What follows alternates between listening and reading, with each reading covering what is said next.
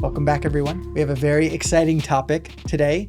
It's a trending topic and something that I think people have, it kind of comes and goes as far as, people are searching it, not searching it, but I feel like it's kind of coming back as these medications are becoming significantly much more available. But, weight loss face or Ozempic face is what we're going to be talking about today. So Brandyn Dunn, Lauren Timpe. Lauren Timpe. Yes.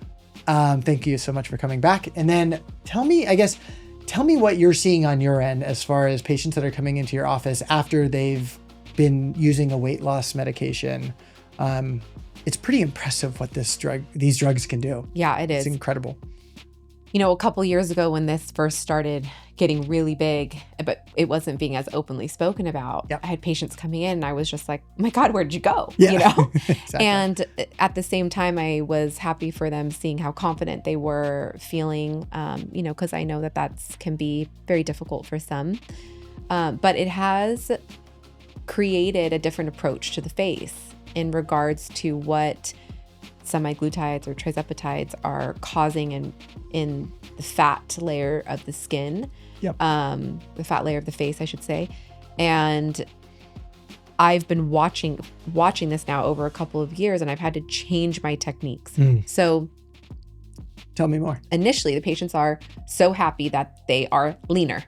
And then they don't like the way that they look because the loss of facial volume makes them look aged. 100%. But they will 100% tell you that they'd rather be skinny and look aged in the face because then they come see me to rejuvenate that. Yep.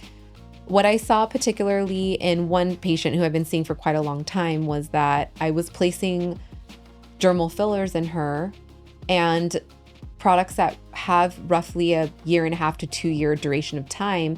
And she would be coming back for her tox appointments, every 4 months. And the filler was metabolizing so quickly.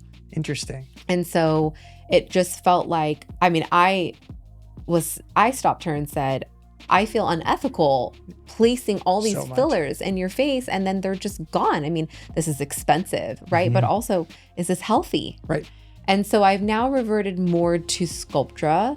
I do think that has a better duration. I think that it's also treating multiple things for them, right? Definitely. Giving them back some volume, but it's also treating the skin. Obviously, the collagen production is something that is needed amongst everybody, but I think particularly with this demographic. Definitely. I think this demographic, these clients are really the blend of non-surgical and surgical, like at its finest, probably. And the reason is because you're exactly what you're talking about. I say it to every one of my patients that the two biggest indicators or things that make you look older is volume distribution, where you have volume changes or volume loss, and skin quality. And this medication affects both of them. And so, it really does rapidly age your face in many of patients. And that's one of the things that I've probably noticed the most is that kind of an unwanted consequences is when you remove a lot of the fat that's leaving the body when you lose a dramatic amount of fat is some of the fat that's supporting the skin. So the skin quality changes so much and begins to wrinkle and become crepey and just very, very much more noticeable.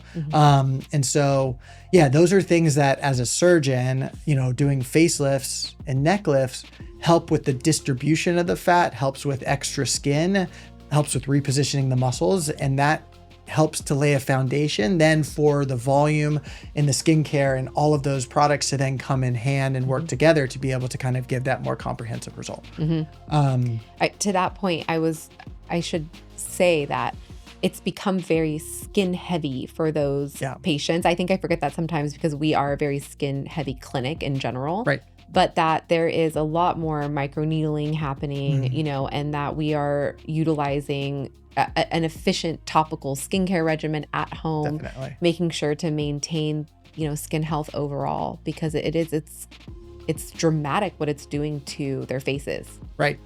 Yeah, I think the other thing that I'm doing as well, like you said, so injecting Sculptra has been found to help with skin quality as well. And then I think lasers, radiofrequency microneedling, all of those things help to increase the amount of collagen within the skin to kind of restore that more youthful skin.